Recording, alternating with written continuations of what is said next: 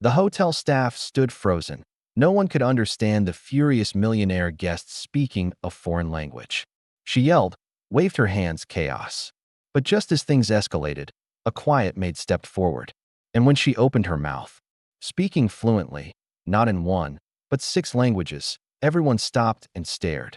Before diving into the story, comment where you're watching from, and don't forget to subscribe so you won't miss the latest stories. It was supposed to be just another ordinary morning at the Grand Lion Hotel. Marble floors gleaming, fountains bubbling, bellboys lined up like clockwork.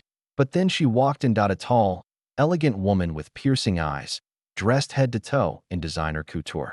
Her fur coat draped effortlessly over her shoulders, and a diamond bracelet glinted with every gesture. Her heels clicked with authority across the polished marble, commanding attention with every step. She looked powerful, rich, untouchable. Guests turned. Staff straightened their backs. The kind of woman she appeared to be? She was either royalty or someone used to being treated like it, but something was wrong. Very wrong. She approached the front desk, pulled out her phone, and began speaking rapidly in a sharp, almost melodic language. Not French, not Spanish, not even Russian. She waved her confirmation email on her phone, her voice growing louder and more urgent. The receptionists looked at each other, confused and frozen. The manager, Mr. Dupont, came forward, offering his best professional smile. Bonjour, madame. English? Français? She shook her head and kept speaking, more frustrated. Now, she tapped on her phone again and held up her passport. It was a diplomatic one, shimmering gold, the kind issued to government officials. The line of guests behind her began murmuring, annoyed at the delay. Does anyone speak this language? Mr. Dupont called out, desperation creeping into his voice. Silence. The woman crossed her arms, furious. Her cheeks flushed red. She slammed her palm on the counter, not aggressively, but desperately. Whatever she was trying to say, it mattered.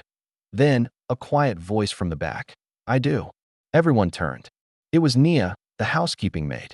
She wore the plain black and white uniform of the hotel, her afro neatly tucked under a net, holding a cleaning cart and a folded stack of towels. You? The manager asked, unsure whether to laugh or be relieved. Nia stepped forward with quiet confidence. Let me try, sir. She approached the woman gently and said a few words in the same unusual language. The elegant woman's eyes widened. Relief flooded her face like a storm breaking into sunlight. She spoke back rapidly, her tone softening for the first time. They conversed for several minutes. Guests watched in silence, many recording quietly with their phones. Then Nia turned to the manager. Her name is Madame Dracovic. She's the Deputy Minister of Foreign Affairs for her country. She flew in for an emergency UN meeting, and her assistant booked the wrong dates. She's jet-lagged, exhausted, and just had her luggage lost in transit. She was trying to explain that she needs urgent access to her room and to speak with embassy staff immediately. Mr. Dupont blinked. How many languages do you speak? Nia? 6, she said simply. I studied linguistics before moving here. That's when the murmurs started, from admiration, not complaint. A few guests even clapped. Nia helped the woman check in personally, walking her to the private elevator while the manager stood by, still stunned. That evening, word spread through the hotel like wildfire. Staff whispered about the housekeeper, who could speak 6 languages. Guests asked for Nia by name. Even the regional director sent a message of recognition. But the most surprising moment came the next morning. Madame Dracovic came down to the lobby dressed in a tailored cream suit. She stood beside Mr. Dupont and called for everyone's attention. I want to thank this hotel for their hospitality, she said, her accent thick but elegant, now speaking perfect English. But especially, she turned to Nia, who was quietly polishing the brass railing by the stairs. This woman. In a moment when I felt invisible, panicked, and completely misunderstood. She heard me. She reached into her bag and handed Nia an envelope, thick, embossed, and sealed with her country's official crest. A personal invitation, she explained, to work as a cultural liaison for my diplomatic team. The lobby fell silent again, this time in awe. Nia looked stunned. But I'm just a housekeeper. No, Madame Dracovic said firmly. You are a bridge between worlds. And just like that, The woman no one noticed every day walked out of the Grand Line Hotel, not with a cleaning cart, but with a passport and a purpose. Sometimes, the most extraordinary people wear the plainest uniforms. And sometimes, the key to understanding is simply being willing to listen. It was Mariah, the housekeeping maid. She had just finished cleaning Suite 506 and happened to be passing through the lobby, still wearing her latex gloves and pushing her cleaning cart, a little tired from the morning shift. Her hair was tucked into a scarf, her uniform slightly wrinkled from the steam of freshly made beds. She wasn't supposed to be there. She certainly wasn't part of the reception team, but something about the woman's voice, that tone, that rhythm, made Mariah pause. I, I might understand her, she said softly, almost to herself. Heads turned. The receptionist, the assistant manager, even the bellboys glanced her way. You? Mr. DuPont, the manager, blinked in disbelief. But Mariah didn't wait for permission. She stepped forward, calm, steady, unshaken by the tension hanging in the air, and approached the woman with quiet confidence.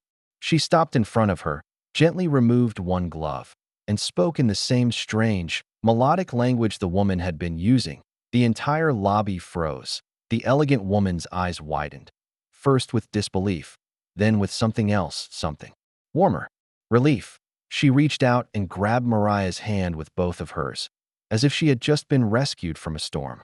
Then she began speaking even faster, her voice suddenly filled with urgency, but no longer frustration. She pointed to her phone, her email, a crumpled paper from her handbag, all while speaking in a tone that now felt more like explanation than plea. Mariah nodded, listened, occasionally asking short, clarifying questions in the same foreign tongue. She never raised her voice, never lost her grace. After a few minutes, she turned to the front desk, her voice composed. Her name is Madame Elira Vasiljevic. She's a senior diplomat, just arrived from Eastern Europe. Her reservation was booked for next week by mistake, and she's been fasting for religious reasons. Her dietary restrictions were ignored, and she hasn't eaten in over 18 hours. The staff gasped. She also tried to request an early check-in, but the system rejected her message because it wasn't written in a supported language. Mariah added. Mr. DuPont cleared his throat, clearly embarrassed. We'll get her the executive suite and notify the kitchen. I'll have the chef personally prepare her meal. Mariah nodded. She prefers simple food. Broth, warm bread, fresh fruit. Nothing spicy or fried. Of course, he said, snapping into action. Within moments, the tension in the lobby began to dissolve. Bellboys rushed to take Madame Elira's bags. The receptionist reopened her booking. A concierge brought her water and a warm towel. But even as the luxurious machine of service roared back into motion, every pair of eyes still remained on Mariah. Who was she really? Later that day, the story spread across the hotel like wildfire. Did you hear? A guest whispered in the elevator. The maid speaks 5 languages, said another. No, 6, someone corrected. She studied linguistics before working here. That evening, while Mariah folded towels in the laundry room, the manager came looking for her. This time, not with a complaint, but with an apology and a request. Would you consider joining the guest relations team? She blinked. You're offering me a promotion? Not just a promotion, he said. A platform. But the most unexpected moment came the next morning at 9 o'clock sharp. Madame Elira stood at the front of the lobby in a pressed ivory suit, elegance flowing from her like silk. She cleared her throat. May I have your attention, please? Guests paused. Staff stood at attention. Mariah, walking past with a tray of room service menus, turned curiously. I am a guest here at the Grand Line Hotel, Madame Elira said. And yesterday, I arrived in crisis, tired, hungry, and unable to make myself understood. She looked around the lobby, letting the silence build. No one heard me. No one could help me. Until a maid did. She turned to Mariah, then reached into her handbag and pulled out a formal envelope sealed with a gold crest. This is not a tip. This is a personal invitation to serve as a cultural liaison for my international team. Gasps echoed. Mariah's eyes widened. But I'm not, she began. Yes, Madame Elira interrupted, her voice strong. You are. You're exactly the kind of person the world needs more of, someone who listens, someone who sees. And just like that, The maid who had walked silently behind cleaning carts every day walked out of the Grand Lion Hotel not as staff, but as a rising diplomat, because sometimes the smallest voice in the room is the one that finally gets everyone to listen. After everything had been resolved, the room upgraded. The chef alerted, the diplomatic miscommunication smoothed over. Madame Alira Vasiljevic turned to Mariah, her expression soft with genuine gratitude. She gently reached for Mariah's hand and asked, slowly, thoughtfully, "You speak perfect Banta Lingala. Where did you learn that?" Mariah smiled, a bit shy but steady. "My grandmother spoke it. She taught me when I was a little girl. Then I studied it in school, along with 5 other languages." There was a pause, and then a collective gasp from the staff nearby. 6? A receptionist whispered, eyes wide. "You speak 6 languages?" Mariah nodded modestly. "Mandarin, Arabic, German, French, Banta Lingala, and English, of course." Someone dropped a pen behind the desk. The bellboy standing by the elevator looked like he'd just witnessed magic. Mr. DuPont, the manager, was speechless. "You never mentioned that on your resume." "I didn't think it mattered," Mariah said softly, her eyes lowering. "I applied as a cleaner." "But why? If you studied all this, why are you working in housekeeping?" Mariah hesitated. Then, with quiet honesty, she answered, "I was studying to become a linguist. Top of my class. I had big dreams. I wanted to travel, work at embassies, even teach someday. But then my mom got sick. Cancer. We couldn't afford her treatments." The lobby fell silent again. "I dropped out of university and took this job to help pay the bills. Cleaning rooms paid more than tutoring, and I needed the money fast. I didn't expect anyone here to care about my GPA, just how well I folded towels." The truth hung heavy in the air, but there was no shame in her voice, just grace and quiet strength. That day, word spread through the hotel like wildfire. "Did you hear about the maid? She's not just a maid. She speaks 6 languages, fluent in Mandarin and Arabic, and she's self-taught in 2 of them." Guests began to ask for Mariah by name. Children followed her in the halls, wide-eyed, asking, "Can you say my name in another language?" A businessman offered her his card, saying he could get her a scholarship. Even the head chef sent her a handwritten note. "You inspired me to go back to night school. Merci."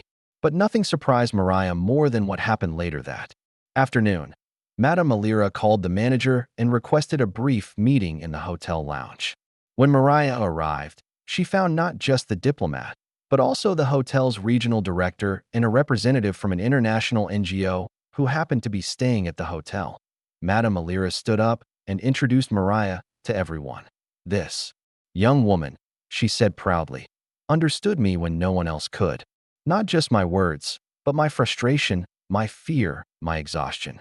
In one moment, she became my translator, my advocate, and my comfort." She turned to Mariah and smiled warmly. "I've worked with trained interpreters all over the world, but I've rarely seen someone with your instinct. Your language skills are impressive, but your compassion is rare." She reached into her handbag and handed Mariah a sleek, navy blue envelope sealed with a silver emblem. "I would like to sponsor your education fully and offer you a position as a junior cultural advisor on my diplomatic team, starting this fall. We work between Geneva and Brussels, and we need voices like yours." Mariah's hands shook as she took the envelope. I don't know what to say." Madame Alira chuckled. "You've already said enough, in 6 different languages." That night, as the sun set behind the Grand Lion Hotel and the chandeliers sparkled like stars, Mariah stood on the rooftop, looking out at the city she had cleaned room by room, floor by floor. Tomorrow, her life would be different. Not because someone gave her a miracle, but because when the moment came, she stepped forward. She wasn't just a maid. She was a genius in disguise. And now, the world was finally listening. Later that afternoon, the woman, now freshly changed into a sleek navy suit, her diamond bracelet replaced with a delicate gold watch, returned to the hotel's lobby, no longer flustered or hurried.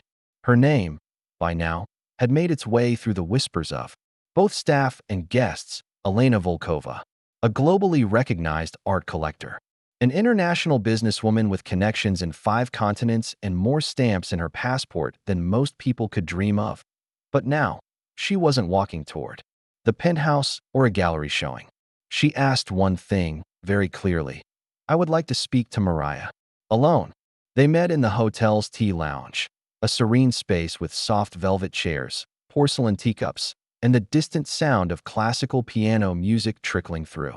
The speakers. Mariah had changed out of her uniform into a simple cream blouse and slacks, still modest, but clean and crisp. Her hands were folded nervously in her lap. She'd never sat down with someone like Elena Volkova before, not in conversation, and certainly not as equals.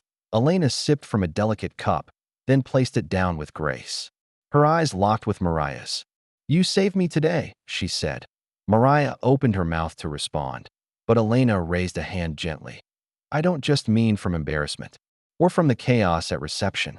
I mean," she took a breath, "you saved me from losing a multi-million-dollar art acquisition.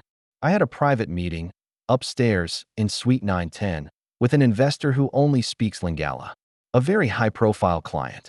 The misunderstanding downstairs nearly cost me the deal, but you were the bridge." Mariah's face flushed. "I was just trying to help." Elena leaned in slightly. "No, Mariah, you were the only person who could help. Out of an entire luxury hotel staff. Do you understand how rare that is?" Mariah looked down, brushing her fingers over the edge of her cup. "I never thought anyone would care. I've always felt invisible." "Well," Elena said with a slight smile, "you're anything but invisible to me now." She reached into her leather handbag and pulled out a sleek ivory card with embossed gold edges. She slid it across the table like it was nothing, but Mariah could feel her heart begin to race. "I run cultural exhibitions across Europe and Africa," Elena explained. "Art, language, storytelling, diplomacy. It all weaves together. And we desperately need people like you, not just fluent in language, but fluent in humanity." Mariah stared at the card. It was hand-printed, with Elena's signature in the corner. On the back, it listed the headquarters of Volkova International Arts, with branches in Paris, Nairobi, Berlin, and Cape Town. "I want to offer you something," Elena continued. "A full scholarship to finish your linguistics degree. Anywhere. You choose. And when you're done, a job. With me. On my international team." Mariah's hand trembled as she reached for the card. Her voice barely came out. "Are you serious?" "I don't play games when it comes to talent," Elena said. "And I certainly don't let brilliance go unnoticed just because it wears a uniform." Tears welled in Mariah's eyes, but she blinked them back, her throat tight. "I never thought this kind of thing would happen to someone like me." Elena smiled softly. "Why not? Brilliance isn't reserved for boardrooms. Sometimes it's found folding towels in silence." That night, Mariah sat on the small balcony of her shared apartment, card in hand, staring out at the glowing city skyline. Her phone buzzed with messages from coworkers, even guests, congratulating her, some calling her a genius, others just saying, "Thank you for showing us what's possible." Her mother, weak but smiling, said through the screen during their video call, "I always knew your time would come, baby." Mariah didn't say much. She didn't need to, because deep down, she had always known she was meant for more, even if the world hadn't seen it yet. Now, they had, and all it took was one moment, one voice, one act of courage, from cleaning suites to crossing borders. Mariah's journey was only just beginning. 2 weeks later, Mariah stood in the employee locker room of the Grand Line Hotel for the last time. The walls were lined with uniforms, cleaning carts neatly stacked, and the faint scent of linen and lemon polish lingered in the air. She removed her housekeeping uniform carefully, as if it were sacred. In many ways, it was. That uniform had paid her mother's hospital bills. It had carried her through heartbreak, exhaustion, and long nights when she wasn't sure how she'd make it another week. But it had also led her to her destiny. The door creaked open. In came her co-workers, arms full of balloons, cupcakes, and a banner that read, "We'll miss you, Mariah." It wasn't a grand party, but it was full of love. People from every department were there, receptionists, bellboys, kitchen staff, even the stern head of security, all smiling. Some cried softly, not ready to let her go. Others hugged her tightly, whispering things like, "You deserve this, and make us proud." Mr. DuPont stood at the back, holding a modest bouquet and blinking back tears. "You were the heart of this place, Mariah." She smiled, tears shining in her eyes. "Thank you for everything." Later that evening, She wheeled her single suitcase into the airport terminal. Her flight to Paris was boarding in 40 minutes. A full scholarship awaited her at a top linguistics institute, courtesy of Elena Volkova, who had not only seen her brilliance, but invested in it. As Mariah walked toward the gate, she paused at the window to take one last look at the city skyline that had raised her and nearly buried her. Her reflection shimmered faintly in the glass, no longer just the housekeeper in the background. She was becoming the woman she was always meant to be. She whispered to herself, the words almost carried away by the hum of airport announcements. Sometimes, speaking the right language opens doors no key ever could. Then, she boarded the plane. In Paris, her world bloomed. For the first time in years, Mariah studied in classrooms instead of cleaning them. She spent her mornings attending lectures on linguistics and cultural diplomacy, her afternoons sipping espresso by the Seine while practicing dialects.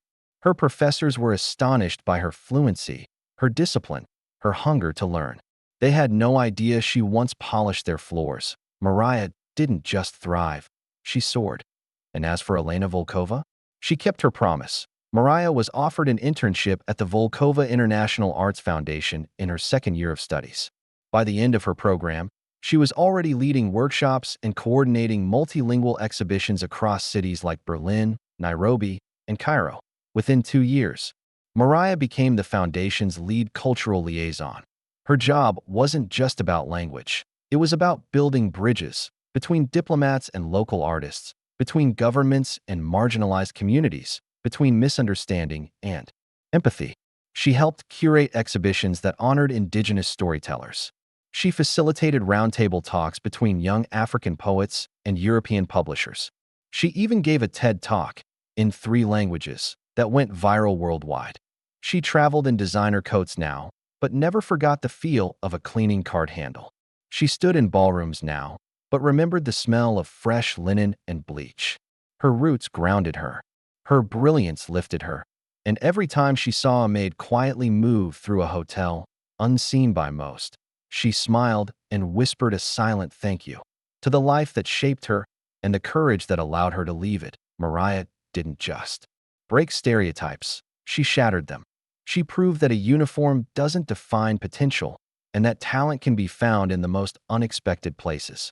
She reminded the world that humility and brilliance can coexist and that the right word, spoken at the right time, can change a life forever. If this story inspired you, don't forget to like, share, and subscribe to the channel. Real stories like this remind us that talent and kindness have power, especially when no one's watching. Speech balloon, what would you do if you had Mariah's gift? Would you use it to serve, to lead, to change the world? Let us know in the comments below.